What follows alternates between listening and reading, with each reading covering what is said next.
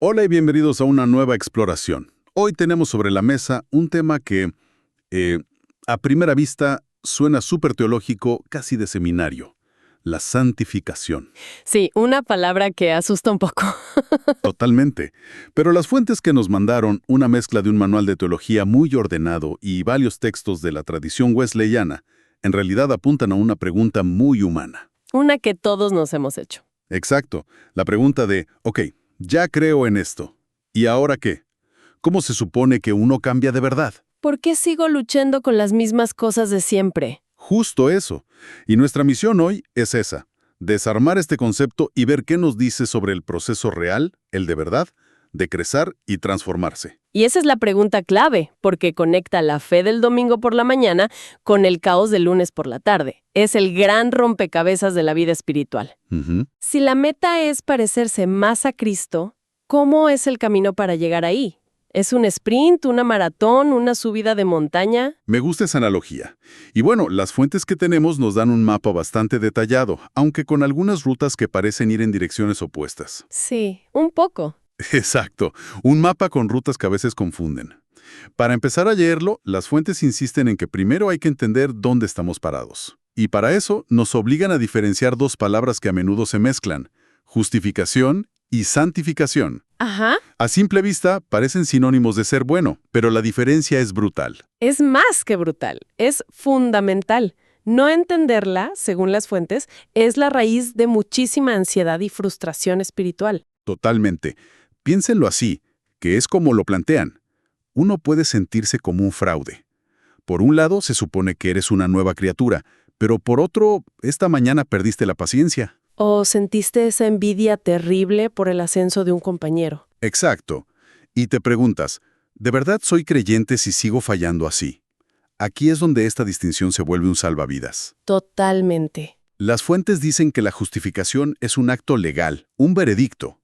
Es Dios como juez declarándote inocente en su tribunal. Ocurre una sola vez. En el momento en que crees. Es instantáneo, es completo y es un regalo. Y lo fascinante de esa imagen del tribunal es que tu estatus legal cambia para siempre. No depende de tu comportamiento del día siguiente. Claro, El veredicto de inocente no se revisa cada vez que cometes un error. Tu posición ante Dios queda sellada y segura. Eso es la justificación. entiendo. La santificación, en cambio, no es el veredicto, sino la rehabilitación que empieza después. Ah, ok. Es el proceso largo, a veces desordenado, de empezar a vivir de acuerdo a ese nuevo estatus. Es la transformación de tu carácter, de tus hábitos, de tus deseos. O sea que mi posición ante Dios es perfecta desde el día uno gracias a la justificación, aunque mi condición interna sea, bueno, un desastre en proceso. Exactamente. Uf, entender eso de verdad quita un peso de encima. No tienes que ganarte la aceptación de Dios cada día. Ya la tienes. Ya la tienes. El trabajo ahora es otro. Es aprender a vivir desde esa aceptación. Exactamente. Y ese aprender a vivir es un viaje, no un evento. Las fuentes lo describen en 3 etapas claras. La primera es un comienzo definido. ¿Ok? En el momento de la conversión, cuando recibes ese veredicto de inocente, también ocurre algo en tu interior. Se rompe el poder que el pecado tenía sobre ti. Ya no eres su esclavo. Entiendo. Es como si te quitaran las cadenas. Toda vida puedes tropezar y caer cerca de la prisión, pero ya no estás encerrado. Justo así. Y a partir de ahí empieza la segunda etapa, que es un crecimiento continuo. Y aquí las fuentes son muy honestas, casi brutalmente honestas. A ver, Dicen que este crecimiento no es una línea recta que va siempre para arriba. y es bueno que lo sean. Si dijeran que es un ascenso constante y sin problemas, la mayoría de nosotros pensaríamos que lo estamos haciendo mal. Claro, la vida cristiana no es una escalera mecánica hacia la perfección. La analogía que usan es más bien la de escalar una montaña. Ujú. Hay tramos empinados donde avanzas un montón y te sientes en la cima del mundo. Hay mesetas, largas y planas, donde sientes que no estás yendo a ninguna parte. E incluso hay descensos. ¿Disensos? Sí, momentos en los que tropiezas, te deslizas y terminas más abajo de donde estabas ayer. Pero esa idea puede ser un poco desalentadora, ¿no? Si me esfuerzo mucho, puedo terminar peor que cuando empecé. O sea, ¿cómo sabes si estás en un descenso normal de la escalada o si te caíste de la montaña y estás completamente perdido? Es una gran pregunta. La clave no está en la altitud de cada día, sino en la dirección en la que estás orientado. Ajá. Incluso cuando te deslizas hacia abajo, tu cara, tu intención, tu deseo sigue apuntando hacia la cumbre. El problema no es tropezar. Es darle la espalda a la montaña y empezar a caminar en la dirección opuesta. Justo eso. Y la tercera etapa que mencionan es la finalización futura. Esto nos recuerda que la perfección absoluta no es para esta vida. Ok, la meta final está en la otra vida. Exacto. La santificación del alma se completa al morir y la del cuerpo cuando Cristo regrese. La montaña tiene una cumbre, pero la alcanzamos del otro lado. Ok, el camino es largo y desigual. Pero esto me lleva a una pregunta que las fuentes abordan de frente y que, bueno, ha generado siglos de debate. Si es un proceso, ¿alguien llega a algún tipo de meta en esta vida? ¿Es posible, aquí y ahora, alcanzar un punto donde dejes de luchar constantemente con el pecado? Y aquí es donde nuestro mapa muestra dos rutas que parecen ir en direcciones completamente distintas. Exacto. La primera perspectiva, que se basa más en el Manual de Teología Sistemática, es muy directa. No, la santificación nunca se completa en esta vida. Es una postura muy clara. Sí, y para probarlo, citan textos como 1 Juan 1:8. Si afirmamos que no tenemos pecado, nos engañamos a nosotros mismos.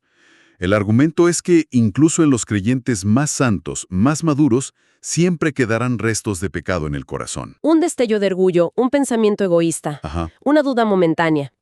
La lucha nunca termina. Lo cual tiene mucho sentido y nos mantiene humildes y dependientes de la gracia de Dios hasta el final. Es una visión muy realista de la experiencia humana. Sí, pero entonces aparecen las fuentes de la tradición wesleyana y ponen sobre la mesa un concepto que suena casi radical en comparación: la entera santificación, o perfección cristiana. Ujú. Y aquí es donde mi cabeza empieza a dar vueltas. ¿Cómo es posible que una tradición defienda la imperfección continua y otra hable de perfección? Parece una contradicción total. La clave, como en casi todos los debates teológicos, está en definir las palabras. A ver. Cuando Wesley y su tradición hablan de perfección, no se refieren a una perfección absoluta, angelical, sin errores. No significa que no te equivocarás al hacer cuentas o que no olvidarás una cita.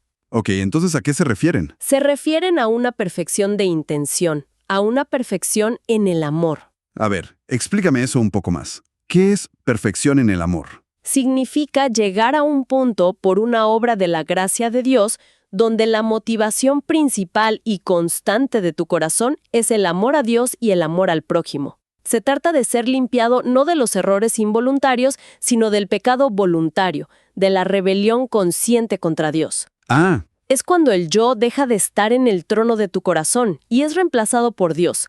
Por eso le dan otros nombres, como pureza de corazón o plenitud del espíritu. Entiendo. No se trata de no cometer faltas, sino de que la raíz de amargura, egoísmo y rebelión haya sido arrancada de tu corazón. Entiendo. Entonces, una visión habla de que siempre tendremos faltas y la otra dice que podemos ser liberados de la rebelión interior. No son tan contradictorias si se miran así. Exactamente. Pero esto nos lleva a la pregunta del millón. Si este crecimiento es posible, ¿cómo sucede? ¿Es algo que Dios hace en nosotros mientras dormimos o es puro esfuerzo y disciplina de nuestra parte? Y la respuesta de todas las fuentes es un rotundo ambas cosas. La santificación es una sinergia, una cooperación. Es 100% obra de Dios y 100% nuestra respuesta. Un error garrafal, inclinarse solo hacia un lado. Totalmente. Ok, vamos a desmenuzar esa cooperación. ¿Cuál es la parte de Dios? La parte de Dios es todo el trabajo pesado. Las fuentes lo dividen trinitariamente. El Padre nos disciplina, nos poda como un jardinero a sus vides para que demos más fruto. Ajá. El Hijo, Jesucristo, no solo es nuestro ejemplo perfecto, sino que es quien, con su muerte y resurrección, compró nuestra santificación. Y el Espíritu Santo es el agente activo. El que trabaja por dentro. Exacto. El que vive dentro del creyente, produciendo el cambio desde adentro hacia afuera. Lo que la Biblia llama el fruto del Espíritu. Amor, gozo, paz, paciencia. Bien, Esa es la parte de Dios, que es la fundamental. Y nuestra parte, que se supone que hagamos nosotros. Nuestra parte, dicen las fuentes, es tanto pasiva como activa. La parte pasiva es rendirse, confiar, depender. Es dejar de tratar de arreglarnos por nuestra cuenta y presentarnos a Dios diciendo, aquí estoy, haz tu obra en mí. Pero Mucha gente se queda ahí, con el lema de déjaselo a Dios, y eso se convierte en una excusa para la pasividad. La fe sin obras. Exacto. Porque también hay una parte activa que es crucial. La Biblia está llena de verbos de acción. Esfuércense, huyan de la inmoralidad, purifíquense, hagan morir lo terrenal en ustedes. Lleven a cabo su salvación con temor y temblor. Esa misma. No es sentarse a esperar que la santidad te caiga del cielo. Es una lucha, una disciplina, una elección diaria. Me gusta ese equilibrio, pero llevémoslo a algo práctico. Digamos que alguien lucha con la impaciencia. Se irrita en el tráfico, con sus colegas, en la fila del súper.